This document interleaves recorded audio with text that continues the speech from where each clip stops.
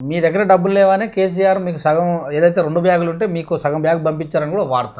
అది చాలా తప్పండి.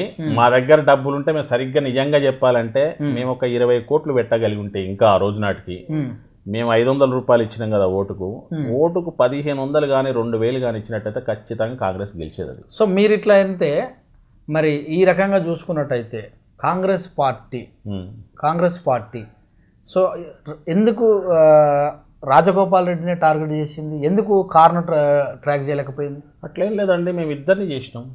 రాజగోపాల్ రెడ్డిని చేసినాం. రాజగోపాల్ రెడ్డిని ఎందుకు ఎక్కువ ఎక్స్పోజ్ చేయాల్సి వచ్చింది అంటే మా పార్టీలో ఉండి 5 సంవత్సరాలు ఎంపీగా అనుభవించి 3 సంవత్సరాలు ఎమ్మెల్సీగా చేసి 3 సంవత్సరాలు ఆల్రెడీ ఎమ్మెల్యేగా చేసి రాత్రి ఏంటంటే ఒక బస్ ఎక్కి ఒక బస్ దిగినట్టుగా రిజైన్ చేసి వెళ్ళిపోయింది. కాబట్టి పార్టీకి అన్యాయం చేసిన ఉద్దేశంతో ఆయన టార్గెట్ చేసినాక దాంతోపాటు టీఆర్ఎస్ను కూడా మేము గట్టిగానే తీసుకున్నాం. మేము దాన్ని వదిలిపెట్టలేదు. సంతోషమేనా ఇప్పుడు మీకు రాజగోపాల్ రెడ్డి ఓడిపోతే?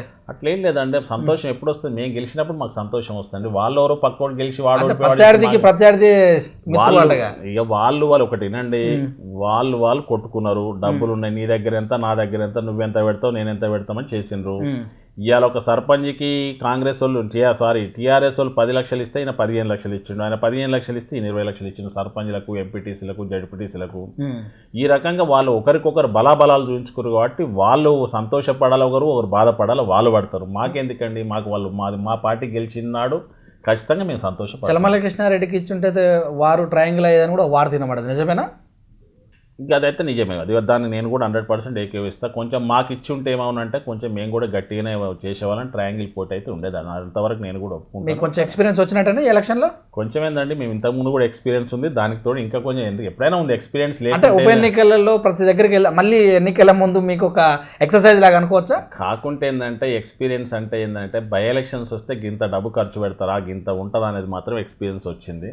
అంత డబ్బు ఖర్చు పెట్టి అన్ని పెట్టాల్సిన అవసరం అంత వచ్చిందా అనేటువంటి ఆలోచన మాత్రం వచ్చింది తప్పితే ఎక్స్పీరియన్స్ అనేది యాక్చువల్ 2018లో చేసాము, 2014లో కూడా ఎలక్షన్లలో తిరిగినాము.